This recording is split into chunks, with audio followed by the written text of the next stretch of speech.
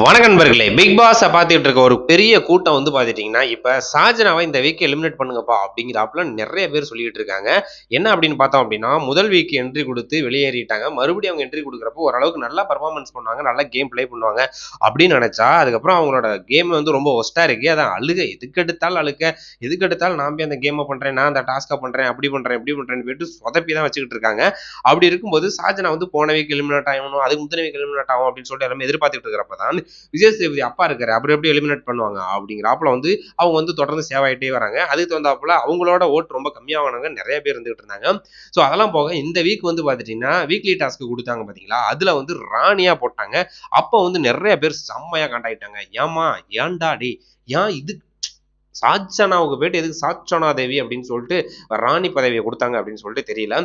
இவங்க பண்றது சுத்தமா புரியல. ஒரு சின்ன ஒரு ஃபைட் நடக்குது, அங்கேயே ராணி வந்து அழுகிற நிலைமைக்கு போயிட்டாங்க. அப்படிங்கும்போது அவங்களா ராணியா இருக்கிறது தகுதியே இல்லை அப்படிங்கிறாப்புல இவங்க ஓவரா பண்ணிட்டு இருக்காங்க. எதுக்கு எடுத்தாலும் அழுதுட்டு இருக்காங்க. முழுசுமா அந்த சாப்பிட்றதுல தான் பிரச்சனையை கொண்டாந்து விட்டுறாங்க. சம்மங்கி பிரச்சனையில இருந்து இப்ப நடந்த பிரச்சனை, அதுக்கப்புறம் இப்போ வந்து அந்த ஜாம் பிரச்சனை, இப்ப சக்கரை பிரச்சனை அப்படின்னு சொல்லிட்டு ஒரு பிரச்சனை சாப்பாட்டிலே தான் கொண்டாந்து விடுறாங்க. அவங்க ராணியா இருக்கிறதுக்கான தகுதியே கிடையாது. இந்த வீக்கே உங்களை எலிமினேட் பண்ணுங்கடா அப்படின்னு சொல்லிட்டு அந்த ப்ரோமோ கீழே வீடியோவில் கமெண்ட் வருது பார்த்தீங்களா, அதுக்கெல்லாம் வந்து பார்த்தீங்கன்னா 4000 பேர், 5000 பேர், 10,000 பேர்லாம் வந்து லைக் போட்டிருக்காங்க.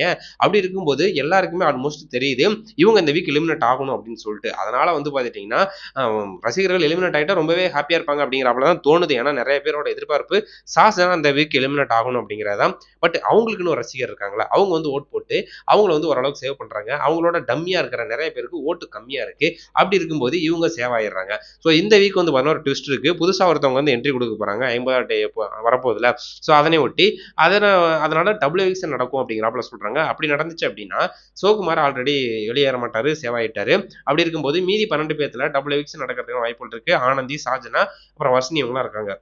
இந்த 3 பேர்ல யாராவது 2 பேர் எலிமினேட் ஆகும்போது கண்டிப்பா ஷாஜனாவ எலிமினேட் பண்ணிருங்கப்பா அப்படிங்கிறாப்புல தான் ரசிகர்களோட மனநிலை இருக்கு. ஸோ உங்களோட மனநிலை எப்படி இருக்கு? ஷாஜனா அவர்கள் எலிமினேட் ஆகலாமா, இல்ல உள்ளுக்கு இருக்கலாமா அப்படின்னு சொல்லிட்டு மறக்காம கமெண்ட் பண்ணுங்க. Thank you.